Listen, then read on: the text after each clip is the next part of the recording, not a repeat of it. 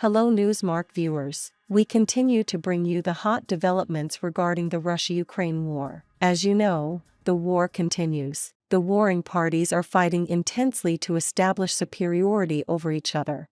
Increasing clashes in recent days are affecting the war process. The attacks launched by the Ukrainian army against Russian targets are creating great chaos on the Russian front. Late last night, the Ukrainian army launched an incredible offensive. The offensive included multiple Russian targets. As a result of these attacks, many targets belonging to the Russian army were hit and resources were destroyed. After the Ukrainian army carried out this successful operation, all eyes turned to Kiev.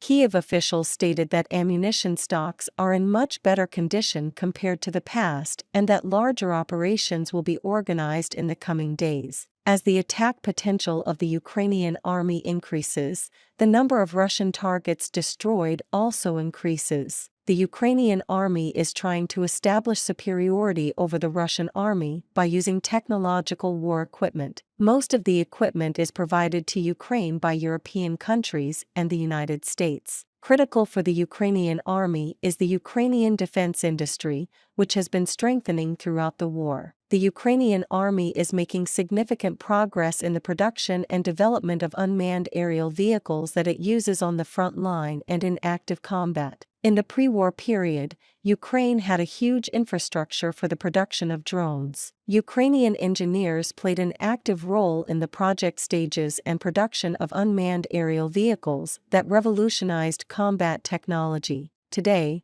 the process is still ongoing. Kiev attaches great importance to the war effort and draws its political roadmap accordingly. Moscow, on the other hand, is struggling to compensate for the resources lost during the war.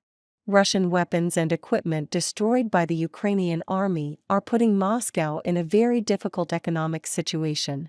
Let's take a look at the Ukrainian army's terrifying offensive and the latest developments on the front line. As Newsmark, we continue to bring you the latest on the Russia-Ukraine war.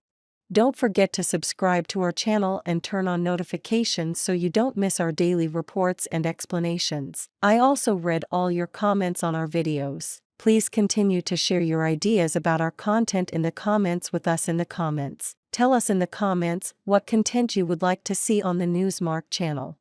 Let's start if you are ready. Newsmark reports. Late last night, the Ukrainian army launched an offensive against multiple Russian targets. Russian troops, caught unprepared for the attack, admitted that they had been through hell. The Ukrainian army's offensive salvo, which included intense artillery bombardment and drone strikes, destroyed the Russian targets. Russian targets were heavily hit by the Ukrainian army and heavily damaged. Ukrainian drones were everywhere last night. Both Crimea and the Russian mainland could not escape Ukrainian drones. Kiev forces had been tracking Russian targets for days. Ukrainian military intelligence had been planning for days for a shock attack. The route revealed as a result of the plans was kept on hold until the time was right for the Ukrainian army to strike. When the Kiev army was ready, a nightmare night for Russia began. In the early hours of the morning, Ukrainian drones attacked Russia's only major oil refinery on the Black Sea coast. The attack on the Rosneft-owned refinery in the southern Russian town of Twop sparked a fire at the facility, with emergency services working to extinguish the blaze, local officials said. There are reports from various regions that large-scale fires have broken out as a result of heavy destruction following the Ukrainian attacks. The Ukrainian army's firepower is burning down the targeted area. Information from Russian sources reveals that new strategies are being developed to avoid Ukrainian attacks. Russia's Black Sea seaport of Novorossiysk and the Crimean city of Sevastopol were also targeted in a massive airstrike by the Ukrainian military, including at least 100 drones. Kiev has stepped up attacks on Russian refineries this year, disrupting gasoline production. According to Ukraine, there have been at least 13 successful attacks on Russian oil refineries so far during the war.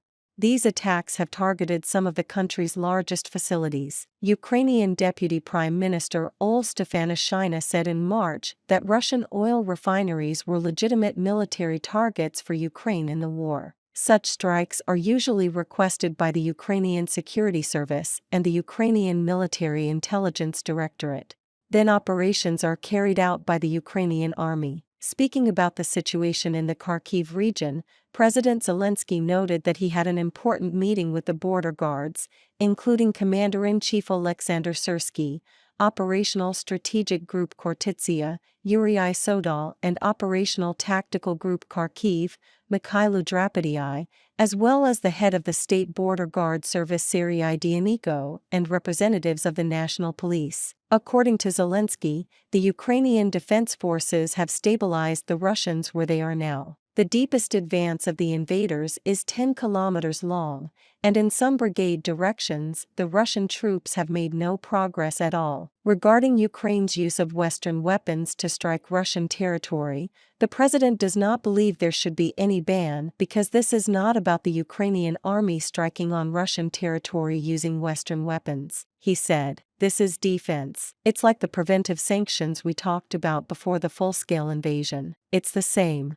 This is a warning. Moreover, they have the same gray zone. They also have evacuation areas. For understandable reasons, there are practically no civilians on their borders," Zelensky emphasized. For the first time in the war years, no brigade complains that there are no artillery shells, and this has been happening for the last 2 months. However, more work needs to be done. The Czech initiative will continue.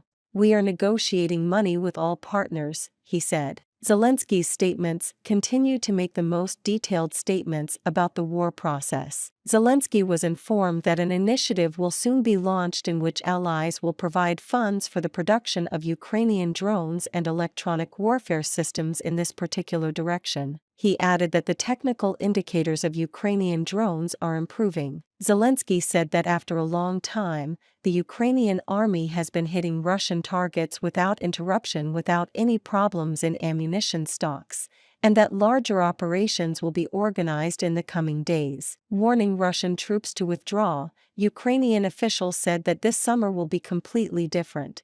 Do you think the Russian army had a night of terror? Do you think the Ukrainian army's attack using nearly 100 drones was a test of a new style of warfare? How do you interpret the overwhelming firepower of the Ukrainian army? What do you think about the current state of the Russian army? We care about your opinion, please share it with us.